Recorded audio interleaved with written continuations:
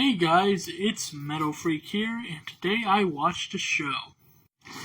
Honestly, I feel pretty proud of that intro, so I'm gonna keep using it from now on for this series. But anyways, I just got done watching the second season of It's Always Sunny in Philadelphia. So upon rewatching the second season of this show, I've really found that this is now a show I'm probably going to enjoy watching for the rest of this time.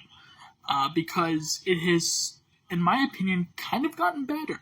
The comedy's a little bit more, I feel like a little bit more unified, more solidified, more cemented, polished. And also, since we have Danny DeVito in the cast, he really brings this whole family thing together. And it really does feel like a group of friends just hanging out and doing crazy, stupid stuff. And running a bar together and just having a good time, getting at each other's throats, getting mad. But at the same time, they still love each other. They still care for each other. But they're just acting like doofuses the entire time. But I think it feels good. It really does feel like a group of friends just having fun, being stupid. And it works out really well.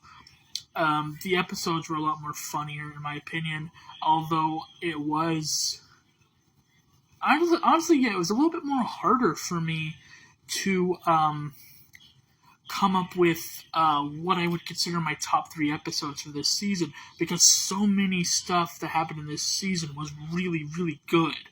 A lot of funny moments, all the characters are kind of doing bad stuff.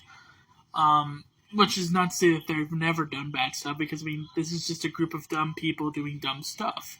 But, I feel like this season, they're just more goofy. There's more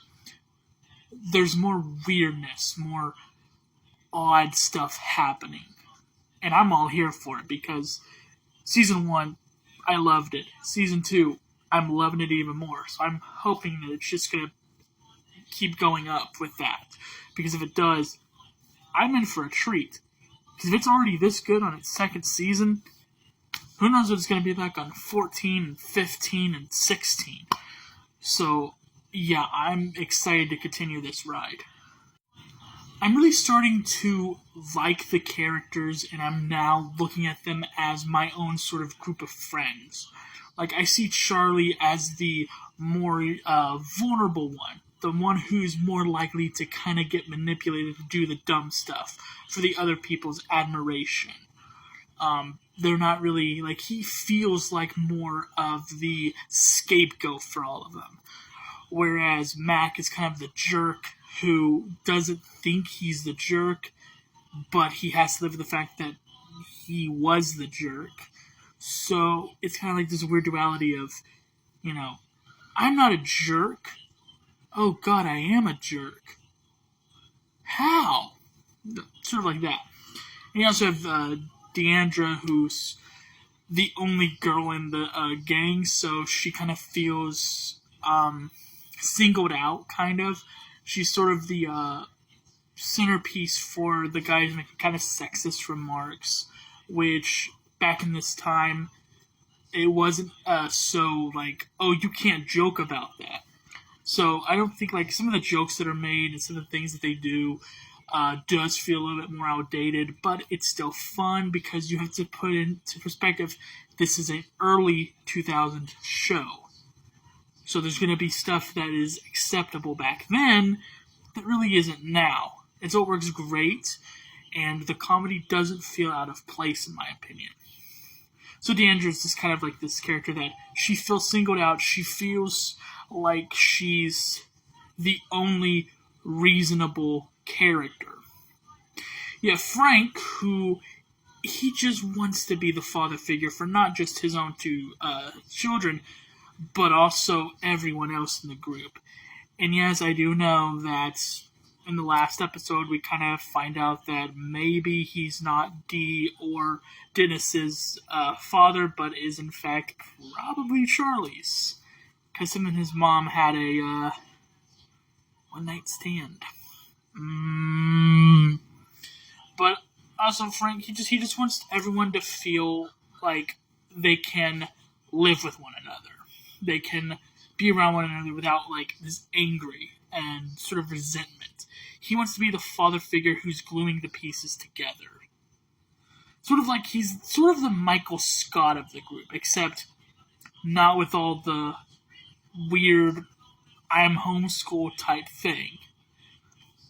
Which actually I don't think Michael Scott was homeschooled, but you get what I'm saying. And I also forgot to mention Dennis. Dennis is the character who kind of feels like, honestly, if Jim Halpert and Ryan were the same character. Ryan Howard. I don't know why I forgot Ryan Howard's last name. But anyways, that's what Dennis feels like to me. He feels like a mix between Jim Halpert and Ryan Howard from The Office. He's the, sort of the sarcastic, like, sort of like, ha ha ha, I have this joke too. But he's also kind of like I feel like the more normal one of the group. He's just there. He's there because it's his bar. Well, he's working the bar with everyone else, but his sister's working there too, so it's like a family business and a friend business. But he feels like the more normal one. Like, yeah, he has his weird moments throughout the entire seasons so far. All 2 seasons he's been weird, but like, not as weird as Charlie or Mac or even Frank. And most of the stuff that Dennis does that's boneheaded and stupid, I mean, he's doing it alongside his sister, so they're both boneheaded and stupid. So yeah, I mean, everyone in this series, they're stupid.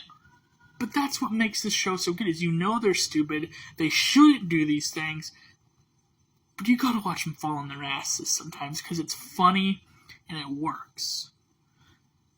And so yeah, I love this second season. I'm really excited to get into the 3rd season, and I'm really excited to get into Resident Alien 2. I have not chickened out of it. No one thinks I am, but I feel like I am. So yeah, I will get to that. I will get to it. But anyways, that's going to do it for now. I will leave my comment down below of the top 3 episodes of this series, or this season. And, I don't know. I'll see what goes on from here. Same on, my dudes.